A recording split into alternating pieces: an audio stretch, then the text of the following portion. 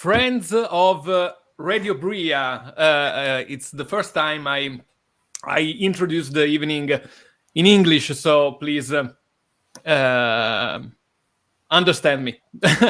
We're here tonight for the first conference of Many Paths, One Road, that in Italian is Molti Sentieri, una strada. This is a collection of conferences that will host, will have as guests international Tolkien scholars that will talk about characters of the Lord of the Rings and many other Tolkien works to lead us to the Tree of Tales, the event that will take place in Rimini next summer in August. So, and I will switch back to English, and I welcome all the people who are following us in English, and I'm very happy especially to welcome Martin Simonson, who is connecting from the Università dei Baschi country. I'm very happy and very grateful to him to be able to start, to begin this journey together with him. We begin a journey, as Gilby was saying, that will continue. It's a journey, it's an adventure that will continue for the whole year. It will consist of different stages, I will say. Every 3 weeks, we'll have a different stop with a different speaker from a different country, a different background, a different approach. Will help us to put us in the shoes of a particular character from the Tolkien legendarium. And he will help us, or she will help us, to understand what is the particular role and place placed by this character within the universe of Tolkien, within the Tolkien Tree of Tales. And I think we couldn't have a better start tonight than with Aragorn, and not just Aragorn, but Aragorn introduced by Martin Simonson. But first, let me introduce Martin myself. Martin is originally from Sweden, but he has been teaching for many years at the University of the Basque Country, where he is professor of English language and literature. For the people who know him, Martin is a very prolific author, editor, an expert in particular of American and English fantastic literature, as I prefer to call it. But also he is himself a novelist. He is himself a translator of many different things, but also, of course, a translator of Tolkien. And he has been translating, especially in the past few years, the last installments of Christopher Tolkien's edition, the Fall of Gondor, in Beren and Lúthien, and I think also the Children of Húrin. Tonight he's here not as a translator, but he's here more as a Tolkien scholar. I've been known his work for many years. I love his work. He has published a lot of different things. I remember in particular 2 books. One is on Tolkien and the Western literary tradition. And that's something which I remember when I read it first made a big impression on me, to make very clear how Tolkien is, first of all, a literary author completely embedded within a literary tradition. It's completely imprecise, incorrect to detach Tolkien from the Western literary tradition, and it's thanks to a book like the one of Martin that people started to understand that. Martin has also edited a book and published extensively on Tolkien and nature. And Martin, if I may say, he's one of the scholars who has been interested, in particular in the past few years, in what I will call environmental Tolkien studies to a certain extent. And I'm very glad to say that, because one of the aims of this project is to show the variety of different approaches to Tolkien work. There is a variety which is beautiful, it's amazing, it's impressive. And one of them, which is, as I call it, environmental Tolkien studies, has been flourishing in the past few years. And Martin gave a wonderful contribution to that. And the paper that he's going to give at the conference, which is going to take place in Rimini together with the exhibition, has this particular angle. I will perhaps we can talk about this particular approach later on, but I'm very glad that he's here tonight together with him to show this variety. We call this project many paths on one road. We like the one road of Tolkien scholarship, but there are many paths. And tonight we're going to walk one particular path, which is the path of Aragorn. So I will kick off the evening straight away with a question. The way we want to have the evening is, this is a conversation, it's not a talk. And to help the conversation, we are going to have, we have prepared 4 questions, but then I invite all the people who are connected in English, in Facebook, on YouTube, and all the different channels to write down the questions, which will be collected. And then in the second part of the evening, we can start a conversation between the audience and Martin himself. So I would like to start with a question, of course, on Aragorn, if you want a general question, but an important one, which is that basically, who is Aragorn within Tolkien's universe?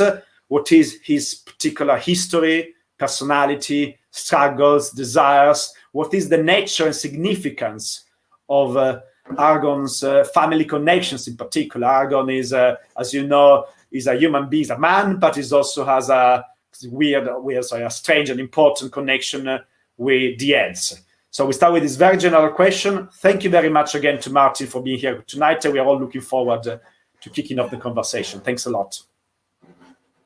Okay, thank you very much, Beppe, and the rest of the people in the organization for having me. It's a true pleasure to be able to talk to so many people in Italy and perhaps abroad as well in this event that you're organizing. And I'm also looking very much forward to participating next year. And finally, in the exhibition and the conference related to that. Aragorn. This is, of course, one of the most well-known characters in Tolkien's entire legendarium. And this is obviously so because he is one of the main protagonists of The Lord of the Rings. I think there is something that needs to be said about this character to begin with, and it's that he is connected to the distant past of the world through his lineage and through the love story with Arwen, which finds several parallels in the stories from earlier ages, especially, of course, the love story between Beren and Luthien. And so there is a weight of history on the shoulders of Aragorn, and there is a lot of pressure on this character to do the right thing, if you wish. And he needs to find out what that right thing really is. And this is part of the interest in this character, I think, that it's not that he knows exactly from the beginning what it is that he should do at every single moment, but he is exploring his possibilities, and he is learning also, I think, from other characters in the story what the proper approach would be to deliver Middle-earth from the menace of Sauron, right? I think when we talk about his particular history, it needs to be said that he belongs to an ancient lineage, which goes back all the way, in fact, to the first age of the world. He is related, of course, to Elros through the Númenorian lineage, and Elros was the brother of Elrond, so he is, he belongs to the same family, although distant relative of Elrond.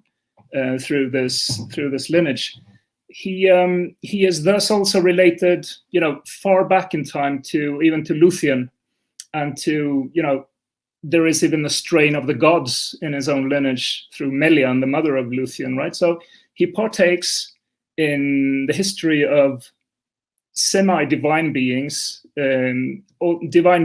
elves and men, so to speak. So in that sense, he embodies many different strands of Tolkien's project, which to a great extent deals with how to integrate ideas of mortality and immortality and different approaches and different attitudes to how to live a fruitful life in this world, depending on different circumstances, such as mortality or immortality. We know, of course, there are so many things to say about Aragorn, and I'm sure the audience will be experts on his past, all the details, the historical data, and so on and so forth. I think it suffices to say that he is related to Elendil, who came from Númenor after the fall of Númenor, established the kingdom of Arnor in Middle-earth.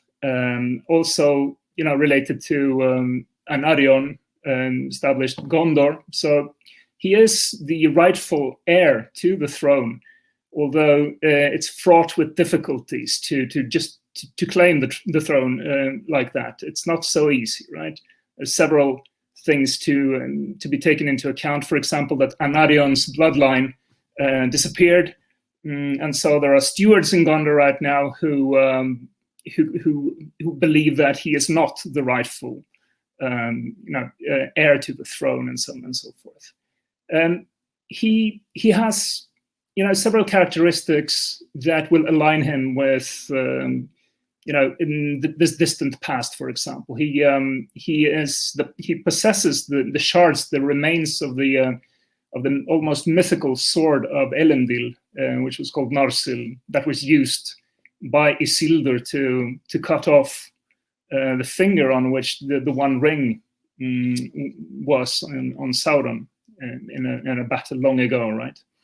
And so there is a prophecy saying, of course, that this sword will be reforged, and when the new king arrives to claim the throne.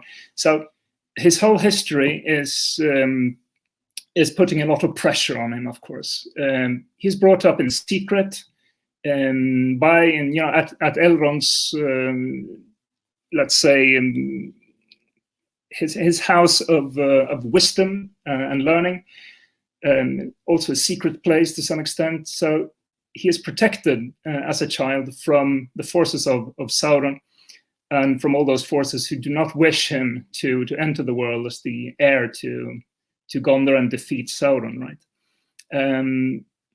He is also in love with Arwen, Elrond's daughter, and he can't marry her until he is able to sit on the throne of Gondor.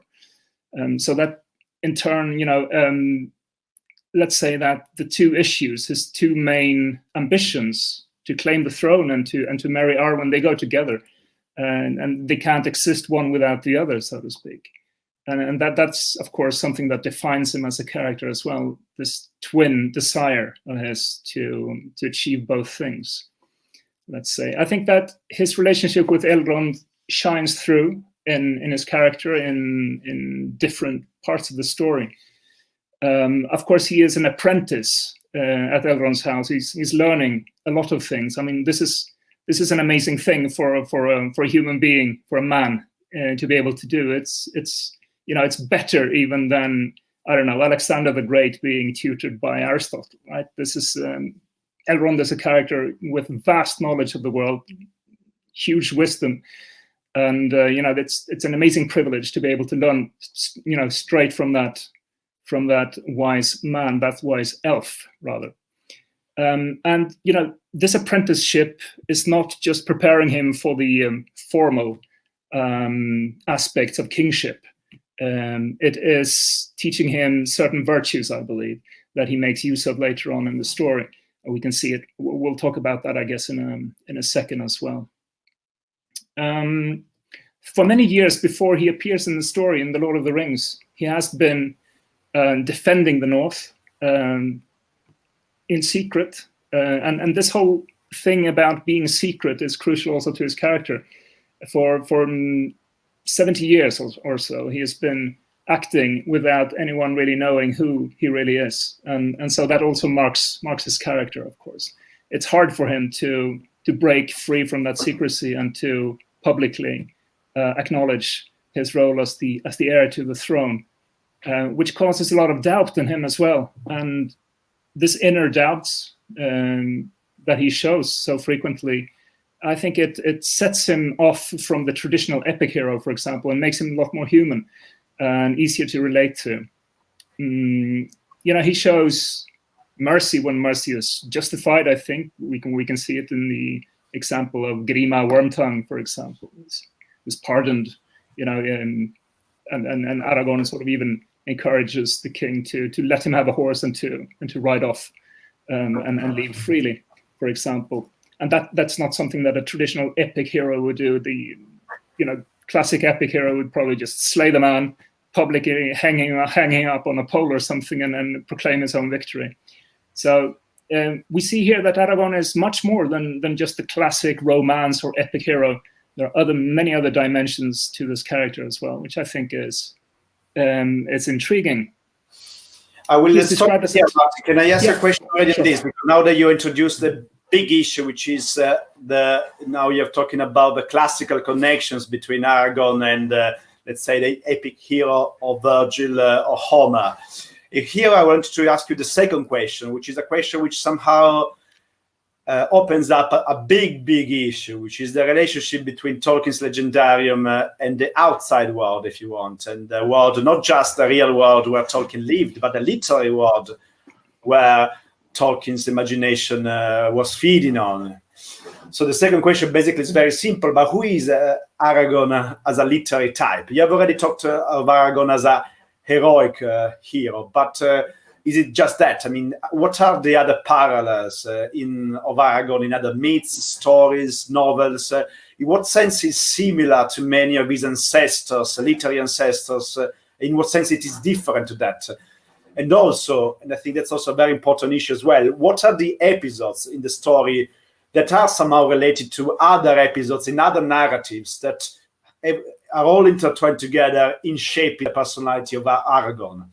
I highlight this question before I give you the floor, because we are reaching in here one of the crucial questions about Tolkien that has kind of puzzled a lot of different people. Okay, so what is the meaning, if you want, or what is the value, and what is the connection between Tolkien and other pagan literature of the past? How do we disentangle this knot? And we'll start trying doing that, focusing on Aragorn in particular. Sure.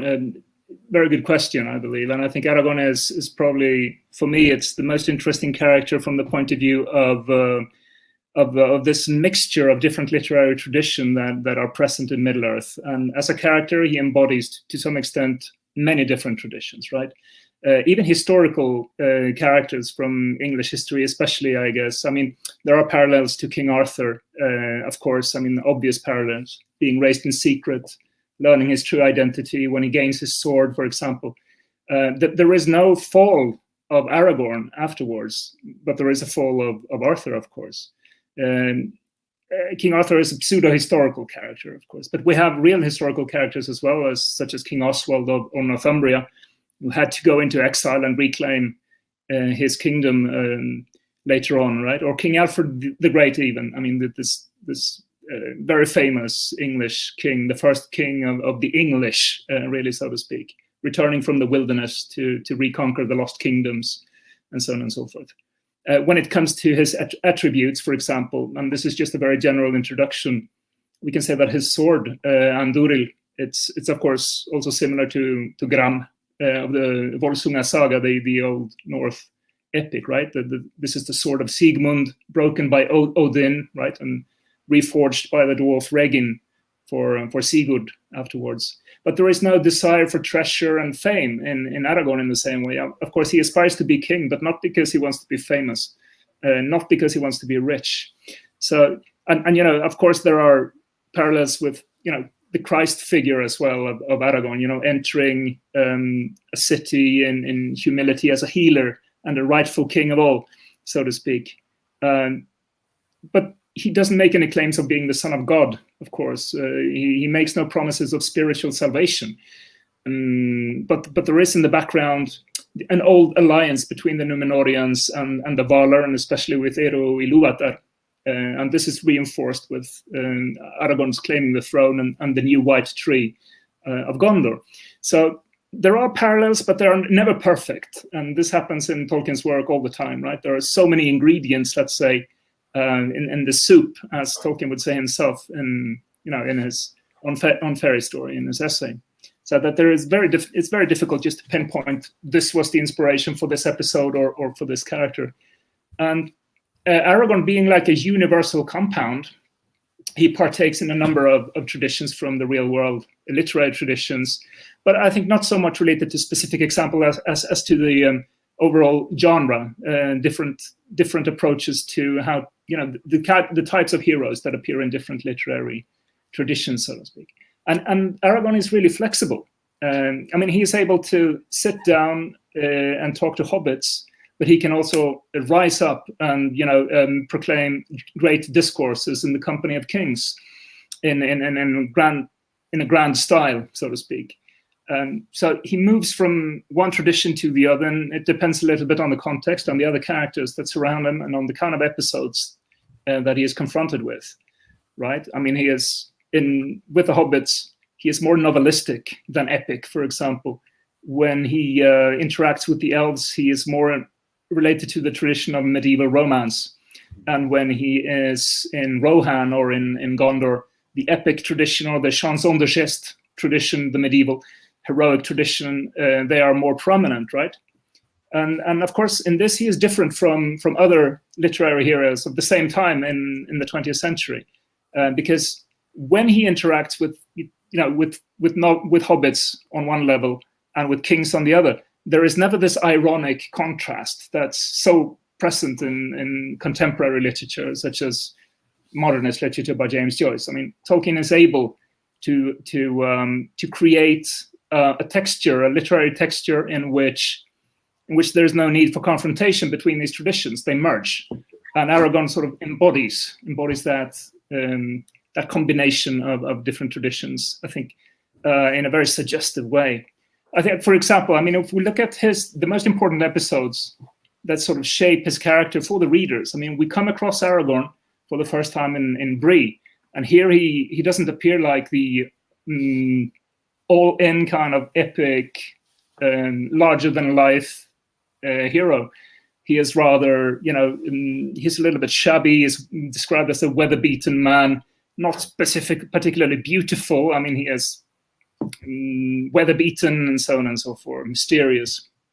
And of course, it would be absurd for Tolkien to try and introduce a classical epic hero in the context of Brea, which is dominated by hobbit talk, by interactions between rustic characters, which are to some extent more modern, a lot more modern than the people in Gondor or Rohan, for example. So, of course, there are parallels. I mean, one parallel that has not been frequently discussed here is from a novel by Charles Dickens, right? Charles Dickens' Pickwick Papers.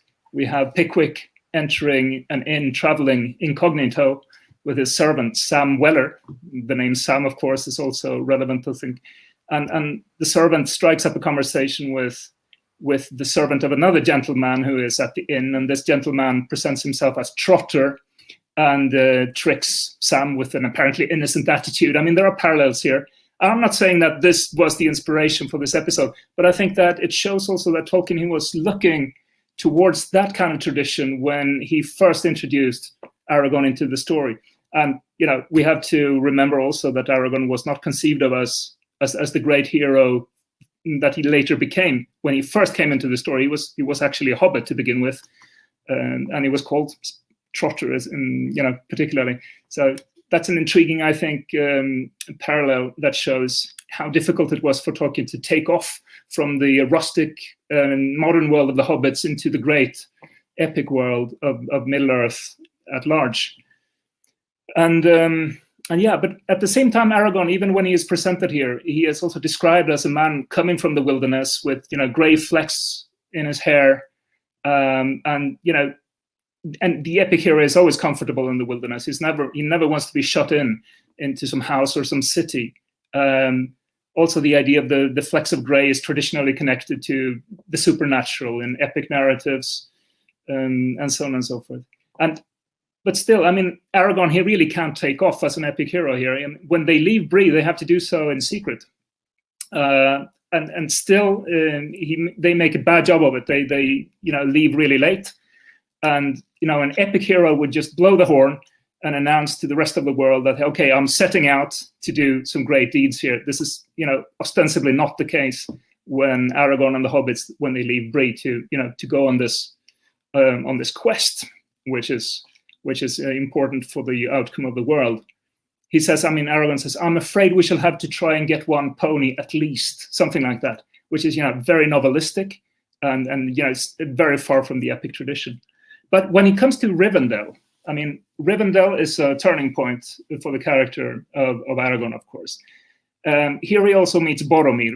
Boromir comes from Gondor, and he is the son of the steward of Gondor, and he has claims to governance himself. So they become rivals from the very beginning. And Aragorn here is defined very much in opposition to Boromir. I mean, Boromir, vice versa, right? He is also defined negatively as a negative example of Aragorn.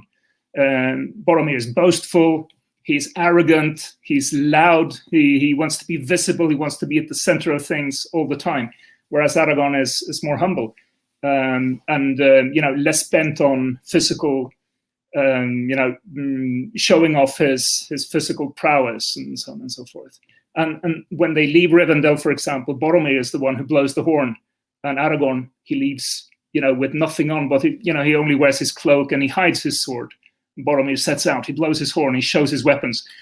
And at the same time, Aragorn needs to show that he is just as much a great epic hero as Boromir is, if not more. And so a little later in the story, when they are in Moria, for example, it almost seems as if there is a competition between the two of them to see who's most valiant, right? For example, the famous scene at the bridge of Khazad-dûm, when they set off, they run off to the rescue of Gandalf, and it's, they're almost competing to be first onto the bridge and help saving Gandalf. So the epic side is beginning to grow on Aragorn in these episodes, right? So it takes some time before he settles into the role, so to speak. Boromir's death is a significant moment for Aragorn. Boromir is a rival, really, and he is a troublesome character. He's a difficult person. He has been, causing lots of problems and difficulties. And, just recently, before he dies, he's been attempting to take the ring for himself. And Aragorn forgives him in his final moments. And this, showing this kind of mercy, this compassion, even crying at the death of a rival who has been, really a hopeless person to be with for a long time. That is, I think, more reminiscent of the medieval knights and the sort of a spiritual education which is at the center of the experience of the knight of medieval romance, right? It's not so much the physical prowess of showing your courage in battle. It's how you deal with ethical problems and how to deal with the difficulties of keeping your virtues intact in difficult situations, right? And being able to forgive Boromir, I think that defines Aragorn also as a hero with Christian undertones, at least. And this is never explicit, of course, but it's there in the background, and that connects him, I think, more to the traditional medieval romance than to the old classic pagan narratives that used to be, right? So I think here is, for example, where his education at Rivendell, that shines through, right? That he is also forced to choose here if he wants. Should I go to Gondor and claim the throne and engage in the war with Sauron, or should I now try and embark on a quest to rescue two insignificant hobbits? And the fact that he chooses not to go to Gondor, not to claim the throne, but to go after the two hobbits, that also sort of puts him in this relationship with the medieval knight. I mean, that is a quest which is not an epic quest. No epic hero would go after two insignificant hobbits, but a medieval knight might just do that. Of course, Aragorn is rewarded. Even though he fails in that quest, he doesn't find the two hobbits. But when he reaches Fangorn Forest afterwards, he meets Gandalf. And, Gandalf says that you chose, I think he says, amid doubts, the path that seemed to you more just, or something like that. And your choice has been rewarded, for so we have met in time. And of course, Gandalf is the spiritual authority in Middle-earth, and sort of granting Aragorn now the license to go to Gondor after having passed a spiritual test. It's a test of his moral integrity rather than his physical prowess, but it's also a test of physical prowess at the same time. So that experience, sets him off, as a character who is indebted to medieval traditions, medieval romance, also to epic traditions, but also to novelistic concerns at the same time, right? So he becomes this compound of different traditions.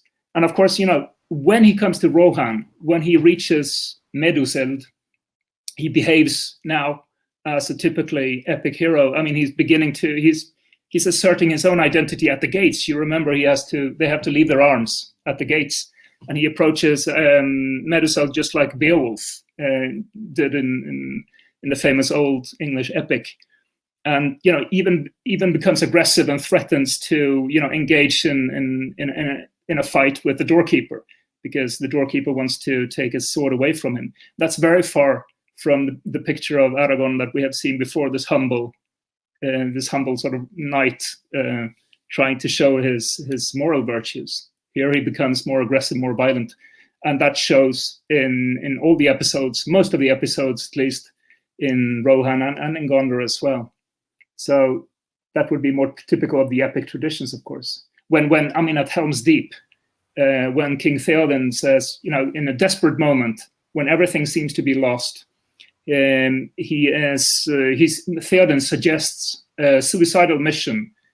Let's blow the horn, let's break out of the Hornburg, and let's make an end as will be worth a song, if there is anyone left to sing for us hereafter, which is an epic stance. I mean, you can only be remembered through songs, through memory, through public memory, in the songs of bards, and that is the last thing that you can hope for in the epic tradition, so to speak. That's what you want to do. You want to achieve lasting glory through battle, and Aragorn accepts.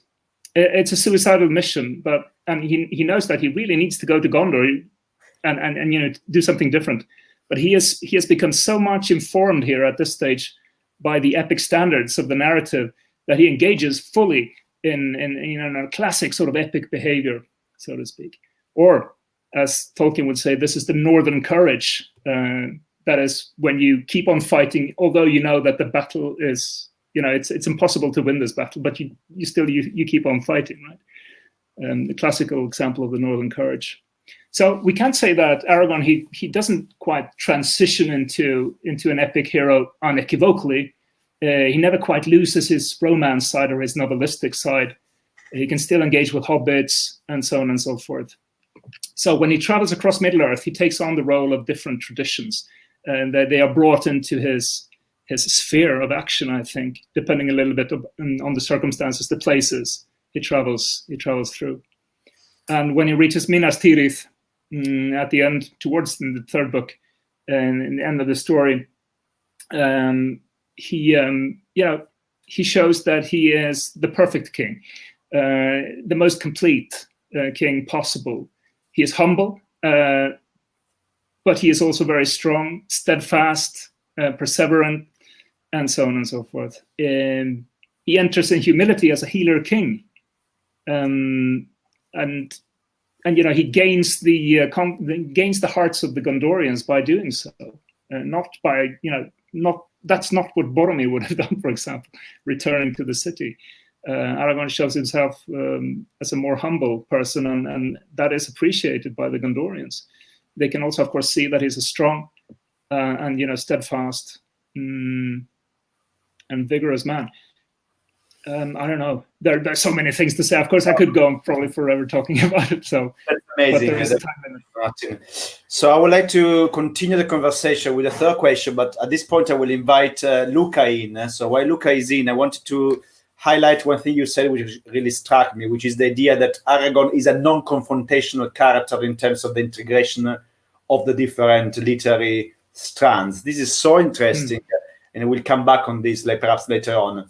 But there is another important aspect which I think that connects Aragorn with his heroic epic past, which is his lineage, which connects him with all the great traditions of the great Greek tragedies where blood matters a lot. So let's go with Luca's question on this particular point.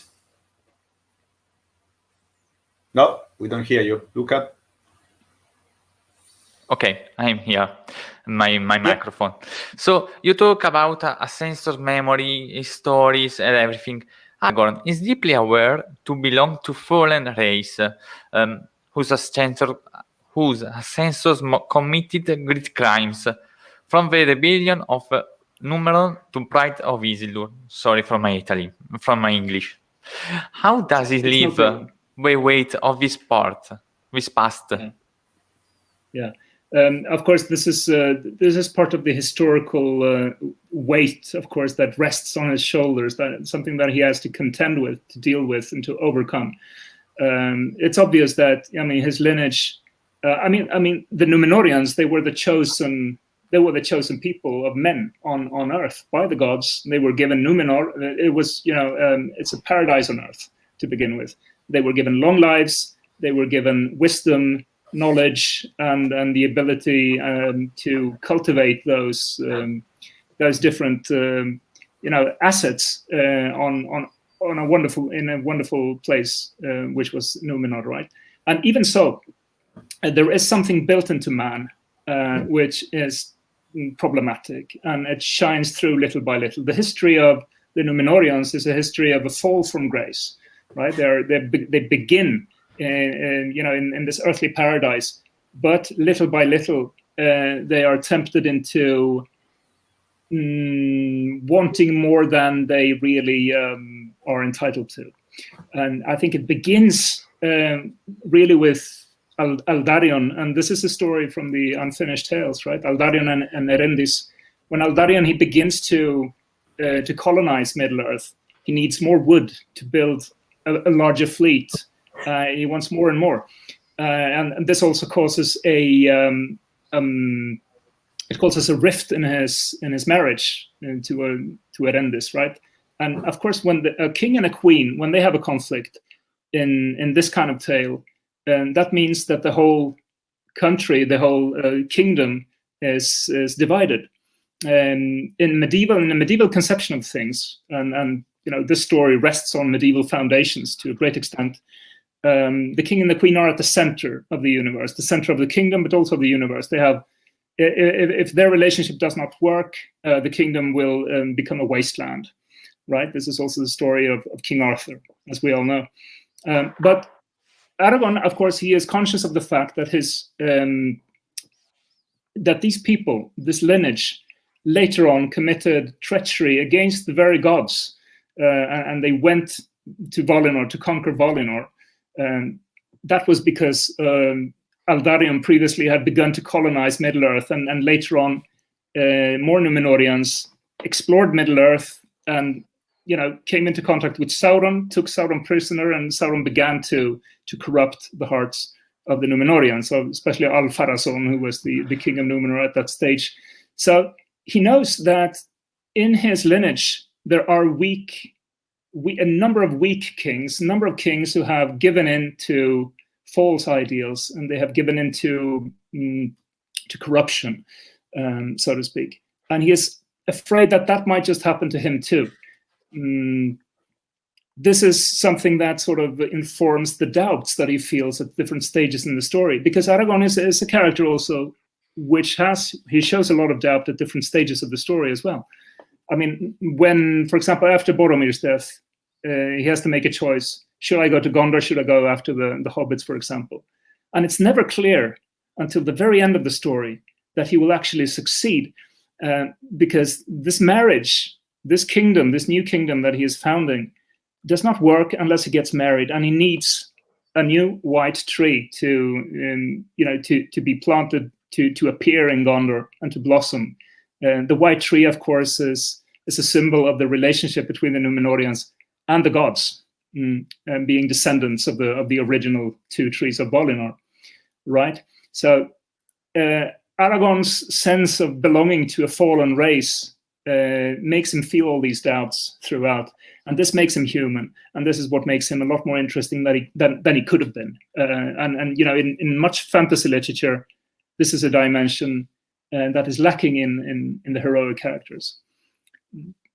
Yeah, I don't know if this is more or less answering your question, or if you need something else.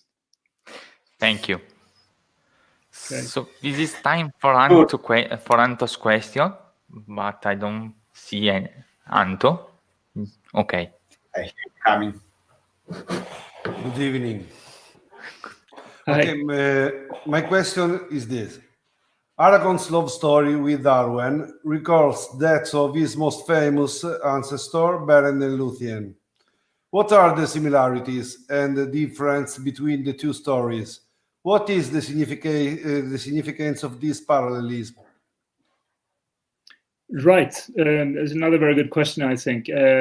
This whole sort of mythical story, this mythical backdrop of Aragorn's own relationship with Arwen and his own coming of age as a king, so to speak, it invests the narrative with, you know, with depth.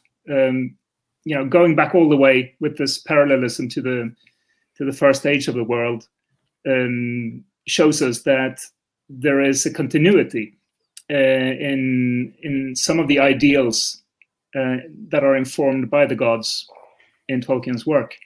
But I think if we look at the similarities, of course, we have both Aragorn and Beren. They are orphans. Their fathers were killed fighting against Sauron, against the main threat to the free peoples of the world, so to speak.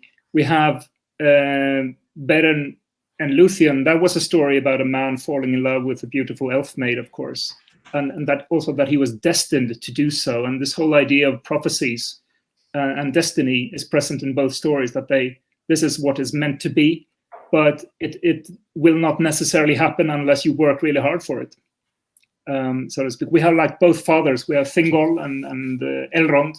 They set difficult tasks as conditions for the marriage, right? I mean, one thing is to retrieve a Silmaril from the Iron Crown of Morgoth, and another would be to claim the throne of Gondor, which, you know, admittedly easier, but not at all an easy task either, right? So we also have the idea that both these marriages, both these relationships, they both involve that Luthien and Arwen, they will relinquish their immortality and become mortals, and they will do so for love, right? And, you know, we have the end of Luthien and the end of Arwen. They are both, you know, it's tragic stories, really sad stories, and there is a level of poignancy here that I think is a lot more profound. And I think if we look at the appendices to the Lord of the Rings, we have the tale of Aragorn and Arwen, for example, and that is an alternative ending, really, to the Lord of the Rings. I mean, it's a different kind of ending. It's a lot less, let's say, cheery than Sam's final words. Well, I'm back. No. Here we have a different ending. We have an ending in which Arwen, having relinquished her immortality, is faced with the prospect of dying and being alone. And that says something about Tolkien's vision of the world as well, that there is never anything as pure beauty. It's always tainted by our mortality. But still, as mortals, we have the possibility of grasping the beyond world, where there is something inside of us, even as mortal beings, that enable us to get in touch with this more profound dimension of reality, deeper, farther away. There are differences, of course, between the two stories as well, right? Beren is mortally wounded prior to them getting married. Sort of Luthien is pleading for his life in front of the very gods of the Valar, and then they live in hiding, only to reappear very sporadically. This is, you know, ostensibly not the case with Arwen and Aragorn, who are very public figures, you know, being king and queen, taking on the roles as representatives of this new state of affairs in the world, which is a lot more just, free, and inclusive even. In this sense, I mean, it's both conservative in the sense that they are entitled to this kingship through these mythical predecessors, but it's less conservative in the sense that all of a sudden they acknowledge certain autonomy to, you know, for example, the Shire, which also comes through in the Lord of the Rings, so to speak. Of course, the situation at the end of the third age is rather different. There is a need here to renew the world and to usher in a new age of peace after a lot of turmoil and suffering. And Sauron has been wreaking havoc in Middle-earth for many years at this stage, right? So I would say that Aragorn and Arwen and Beren and Luthien, they collectively represent the paradox of the human condition here on Earth. I mean, we are mortals, but we have immortal souls. We have ties to God, but we have to leave the circles of this world inevitably. Let's say that Tolkien's tale itself is set in a pre-Christian world, but it contains, let's say, the seeds of some future fulfillment, and it brings a sense of hope. I think that in the final conversation between Aragorn and Arwen, Aragorn is telling Arwen that there is more than just memory beyond the circles of this world.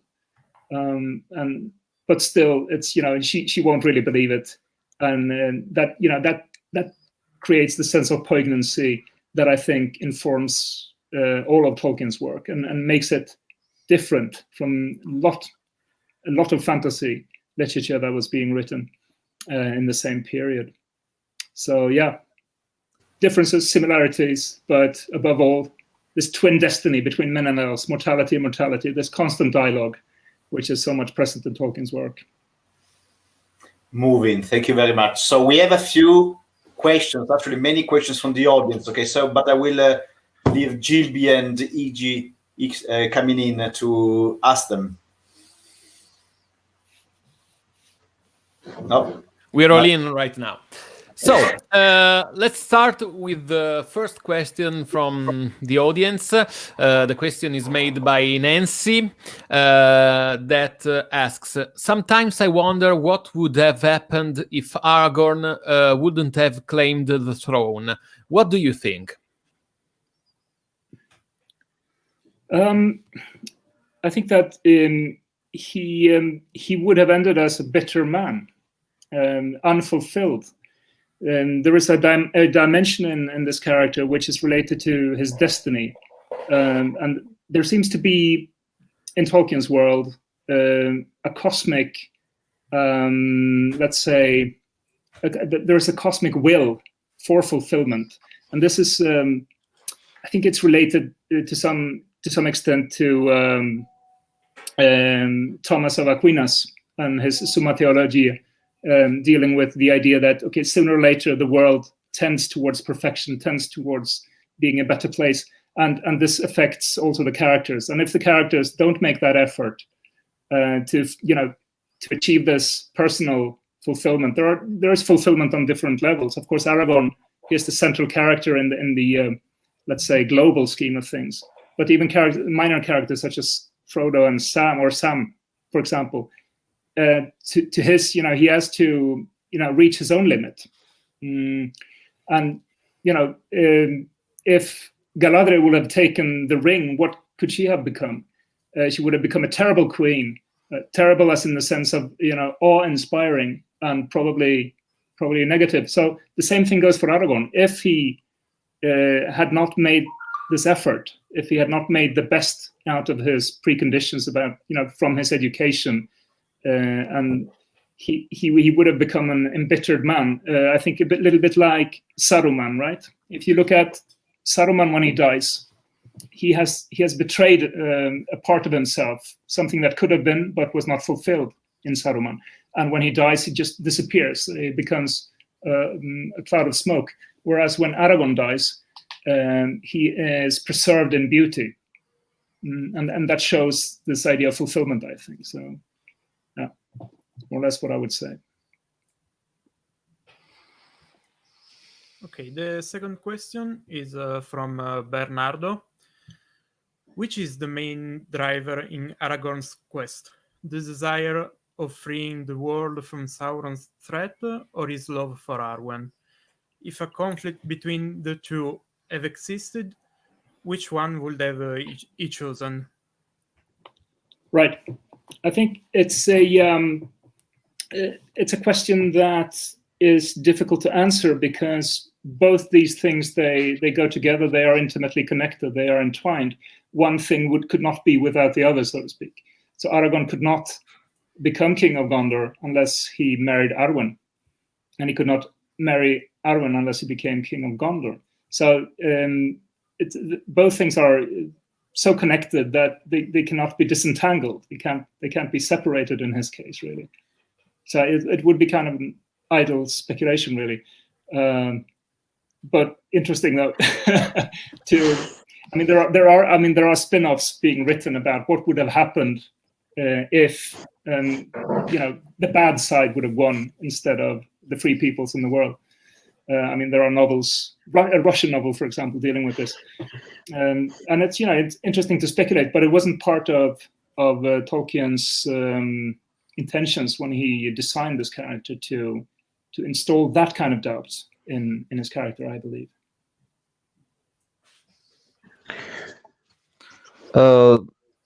Laura, thanks for the rich description of the character, and ask, I was wondering, how do the different stages of the quest and the other characters he meets change or affect Aragorn?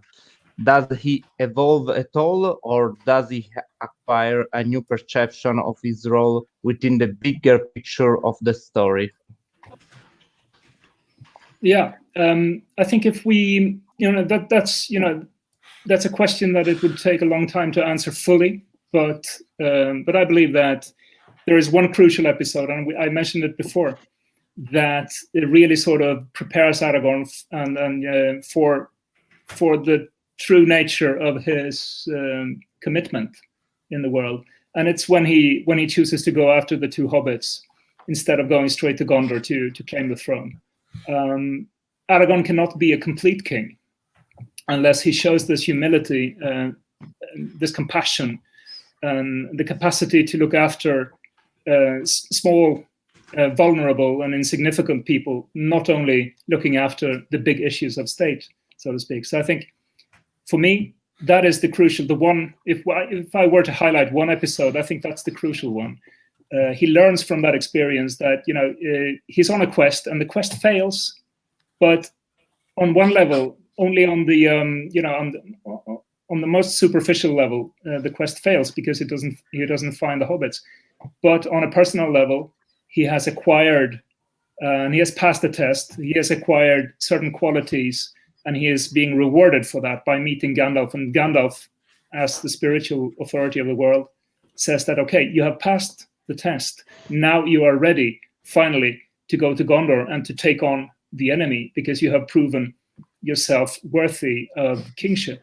And that's not only because of your lineage, but because of your personal qualities, your compassion, your empathy, and your capacity to deal with all aspects of life, not only the big issues.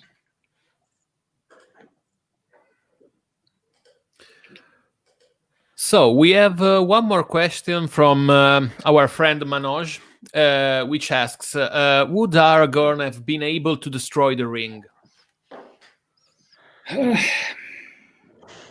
No, I don't think Aragorn would have been able to do so. Partially because of his, that he belongs to a race which is the race of men, and they are vulnerable to corruption, as most other people in Middle Earth are, really. I mean, the genius of Tolkien is to highlight the capacity of the small and insignificant people to change the course of the world. And so I think the stratagem that Gandalf is proposing is to distract Sauron's attention, to deflect his attention from Frodo and to center on Aragorn at all costs. I mean, that's the reason why they go to the Black Gates towards the end of the story to fight against the overwhelming forces of Sauron. And it's because Sauron lacks the imagination, and this is crucial, I think. Sauron lacks the imagination to envision that somebody as insignificant as a hobbit would be able to destroy something as powerful as the ring. And the more powerful you are as a human being, and Aragorn has a lot of power, the more, I think, vulnerable you are also to the deceptions and the corruption of the ring, so to speak.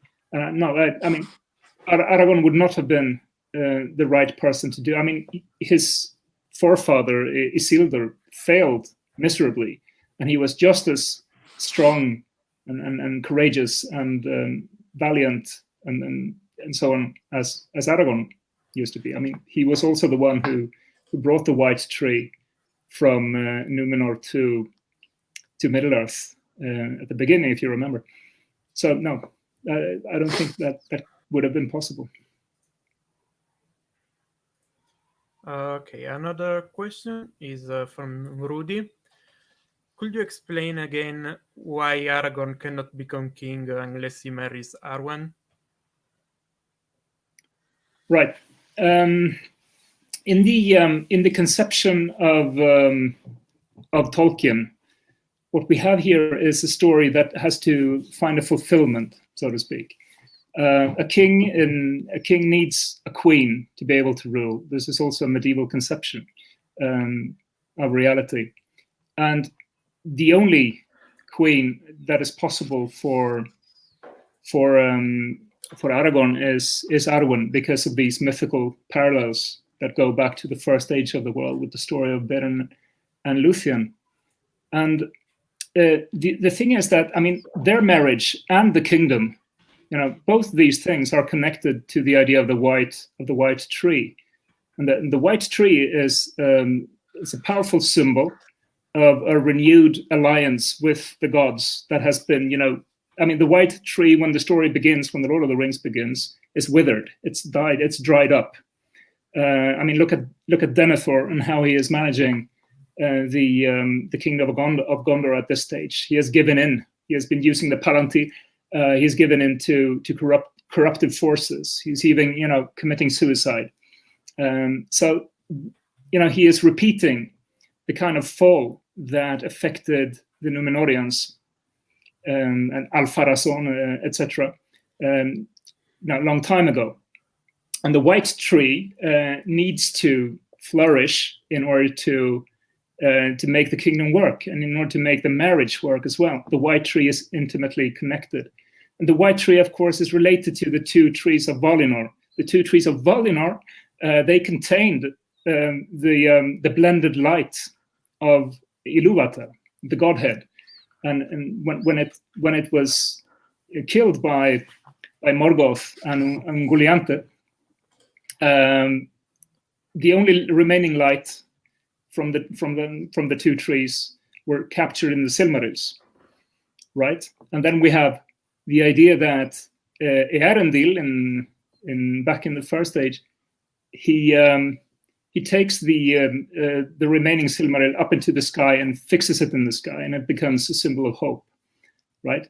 And this star and the light of that star is symbolic of Ilúvatar, and the tree on Earth is the corresponding symbol, the white tree of this light.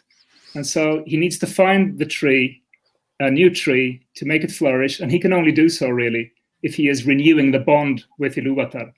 And the bond is the blended light, and the blended light to some extent represents both art and science, mortality and immortality. That is, in other words, it kind of represents a union between elves and men.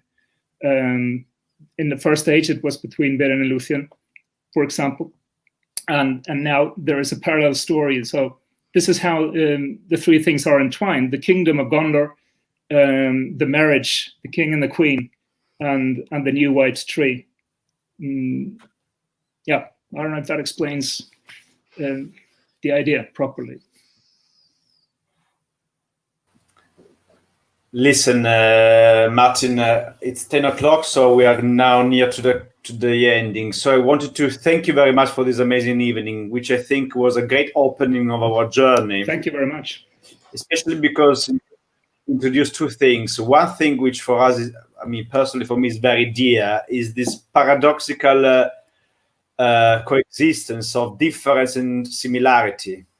So we have the idea that everything is black and white, but actually in Tolkien it's never like that. So you can have characters like Aragorn, where you can kind of reconstruct all the different roots in all the different literary traditions, so yet there is always something different.